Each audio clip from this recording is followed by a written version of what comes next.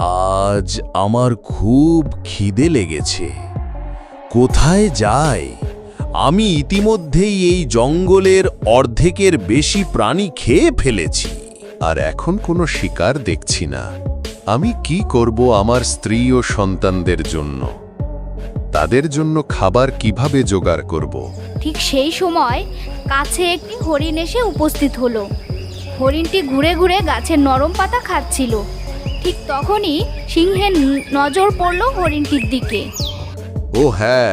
ও হ্যাঁ, পেয়েছি। আজ এইটি হবে আমার শিকার। হরিণটা বেশ বড়, সকলে যথেষ্ট খেতে পারবে। কিন্তু কেমন যেন মনটা অস্থির, মনে হচ্ছে কিছু খারাপ ঘটবে। তবুও আমার ক্ষুধার্ত পরিবারের জন্য এগিয়ে যাই। সিংহটি দ্রুত হরিণটিকে মুখে নিয়ে নিজের গুহায় নিল। তার স্ত্রী ও 2 বাচ্চা আনন্দের সঙ্গে এগিয়ে এলো। কি দারুণ ভোজন! আমিও খাবো। আমি ভাবছিলাম আজ তুমি আমাদের জন্য কিছু খাবার আনতে পারবে না। তোমার ভয়ের কারণে কেউ এখন আর এদিকে আসে না।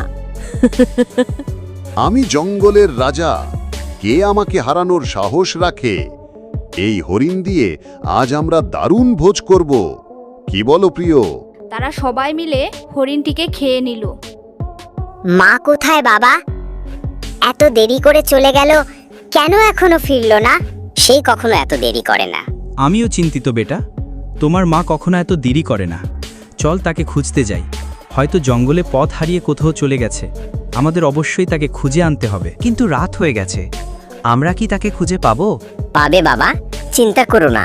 সুতরাং বাবা ও ছেলে হরিণ খুঁজতে বের হলো, কিন্তু সব জায়গা খোঁজার পরও তাকে পেল না। শেষমেশ হরিণের স্বামী কেঁদে ফেলল। তোমার মা কোথায় গেল? বাবা, এইভাবে কাঁদো না। ভগবানের ওপর বিশ্বাস রাখো, আমরা অবশ্যই তাকে খুঁজে পাবো। ঠিক সেই সময় কিছু হাতি হেঁটে যাচ্ছিল। কাঁদতে দেখে তারা থমকে দাঁড়ালো। তোমাদের কি হয়েছে? কেন এভাবে কাঁদছো? বড় হাতি জিজ্ঞেস করলো। আমরা মা খুঁজে পাচ্ছি না হাতি ভাই, সেই বিশাল জঙ্গলে হারিয়ে গেছে। আমরা কিভাবে খুঁজব? আমি কারো চোখে জল দেখতে পারি না। চোখ মুছো। আমার মনে হয় আমি তাকে দেখেছি। হ্যাঁ, মনে হচ্ছে সিংহ তাকে খেয়ে ফেলেছে। কি এটা স্বপ্ন নাকি বাস্তব? এখন আমরা কি করব? আমি নদীতে জল খাচ্ছিলাম, তখনই হিংস্র সিংহের গর্জনের শব্দ শুনলাম। উপরে তাকাতেই দেখি সে একটি হরিণকে মুখে নিয়ে গুহার দিকে যাচ্ছে। দূর থেকে দেখেছি হরিণটির ঘাড়ে একটি ঘণ্টা বাঁধা ছিল। চোখগুলো খুব সুন্দর ছিল। এটা তোমার মা অবশ্যই। হ্যাঁ, তুমি ঠিক বলেছ। এক কৃষক একবার আমার স্ত্রীর ঘাড়ে সেই ঘণ্টা বেঁধে দিয়েছিল। সত্যি এই জঙ্গলে তার চেয়ে সুন্দর কেউ ছিল না। হাই ঈশ্বর, এমন কঠিন শাস্তি কেন? আমরা এবার কি করব? কান্না করে সমস্যার সমাধান হবে না। সিংহ অনেক নিরীহ প্রাণীর জীবন কেড়ে নিয়েছে। এবার তাকে যথাযথ শাস্তি দিতে হবে। আমি যতবার তার ওপর আক্রমণ করেছি সে সানহাও বাঁচে গেছে। আমার বড় দেহ দিয়ে দৌড়াতে পারিনি। তাকে মৃত্যুর চেয়েও কঠিন শাস্তি দিতে হবে, যা সে কখনো ভুলবে না। কি শাস্তি হাতি ভাই? চলো, আমরা এবার বানরের কাছে যাব। তারা খুব বুদ্ধিমান। সবকিছু জানালে তারা একটি উপায় বের করবে। সব প্রাণী বানরের প্রধানের কাছে গেল। আমাদের আপনার সঙ্গে কিছু কথা আছে, শুনবেন? হ্যাঁ, অবশ্যই। আমরা সবসময় সাহায্য করার চেষ্টা করি। বলুন, কিভাবে সাহায্য করতে পারি? এই হরিণটি দেখেছেন, তার স্ত্রী সিংহ খেয়ে ফেলেছে। এখন তার সন্তান মাতৃহীন। আমরা চাই সিংহকে শাস্তি দেওয়া হোক। কিভাবে শাস্তি দেওয়া যায়? বানরের প্রধান কিছুক্ষণ ভেবেছিলেন, তারপর বললেন, আমি একজন দক্ষ শিকারী চিনি। সে জঙ্গলে সিংহ বা বাঘের জন্য গোপন ফাঁদ তৈরি করে। তারা ফাঁদে পড়লে আর বাঁচার কোনো উপায় নেই। যদি সে সিংহকে ফাঁদে ফেলে, তখন সিংহ তার ভুল শিখবে। ঠিক আছে, চল দেখা করে। হাতি শিকারীর কাছে সব বিষয় জানালো। শিকারী বলল, বুঝেছি, চিন্তা করো না, আমি তাকে শাস্তি দেব। শিকারী ফাঁদ প্রস্তুত করলো এবং সিংহের জন্য অপেক্ষা করলো। পরে বানরটি সিংহের কাছে গেল। মহারাজ, আমি ভালো খবর নিয়ে এসেছি। কি খবর? দ্রুত বলো। জঙ্গলের রাজা কিছুই মিস করে না। দেখো ওখানে, শুকনো নদীর ধারে হরিণরা জড়ো হয়েছে। তুমি যদি ওইদিকে যাও তারা লক্ষ্য করবে না। তুমি সহজেই একাধিক হরিণ ধরতে পারবে। বাহ, তুমি বুদ্ধিমান। পথ দেখাও। বানরটি সিংহকে ফাঁদের কাছে নিয়ে গেল। সিংহ ধাপ দিলেই সে গভীর গর্তে পড়ে গেল। আমি ওপরে উঠি। বেঈমান বানর, আগে তোমাকে খাবো। শিকারি এলো।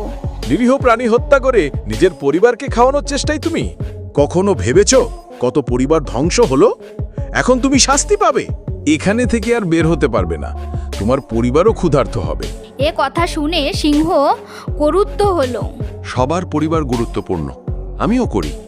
আমার অপরাধ কোথায়? তুমি প্রয়োজনের চেয়েও অনেক প্রাণী হত্যা করেছো, তার ফলে জঙ্গলের প্রাণী সংখ্যা কমছে। এটাই তোমার অপরাধ, শাস্তি পাওয়াই উচিত। আমাকে ছেড়ে দাও, না হলে আমার পরিবার ক্ষুধার্ত মরবে। তুমি কি জানো, তুমি যে হরিণটিকে মেরেছিলে সে তার স্ত্রী ছিল, তার ছোট সন্তান। মা ছাড়া সে কি করবে? কখনো ভেবেছিস? আজ তুমি নিজেই ব্যথা অনুভব করছো। সিংহ কেঁদে ফেলল। সত্যি, আমি কেবল নিজের পরিবার ভাবতাম, অন্য কারো কথা ভাবিনি। আজ তোমরা আমার চোখ খুলে দিয়েছো, আমাকে ক্ষমা করো। হরিণের স্বামী দয়া পেল। তুমি আমার স্ত্রীকে নিলে, কিন্তু আমি প্রতিশোধ চাই না। আমি তোমাকে ক্ষমা করি, কিন্তু আর কখনো হত্যার চেষ্টা করবে না। হ্যাঁ, প্রতিশ্রুতি। এখন থেকে আমি ঘাস পাতা খেয়ে বাঁচব, পরিবারকেও শেখাবো। শিকারী সাবধানে সিংহকে ফাঁদ থেকে বের করলো। সিংহ বের হতেই শিকারীর দিকে আক্রমণ করলো। শিকারী দ্রুত শামুক বের করে সিংহের বুকের মধ্যে ঢুকালো। এ থেকে শিক্ষা, কেউ যদি ভালো পরামর্শ নেয় পরিবর্তন হতে পারে, কিন্তু স্বার্থপর ধূর্ত প্রাণীর শেষ দুঃখজনক হয়। ঠিক যেমন সিংহের হলো। এখন তার পরিবার একা। যদি লোভ ত্যাগ করত, শান্তির জীবন পেত। রাগ ও হিংসা সর্বদা ধ্বংসের কারণ। যারা অন্যের কথা ভাবে, ভালো কাজ করে, ঈশ্বর তাদের সহায় হয়। সব প্রাণী আবার শান্তিপূর্ণ জীবন কাটাতে লাগলো। প্রয়োজনের বেশি কেউ স্বীকার করলো না, শান্তি ফিরল।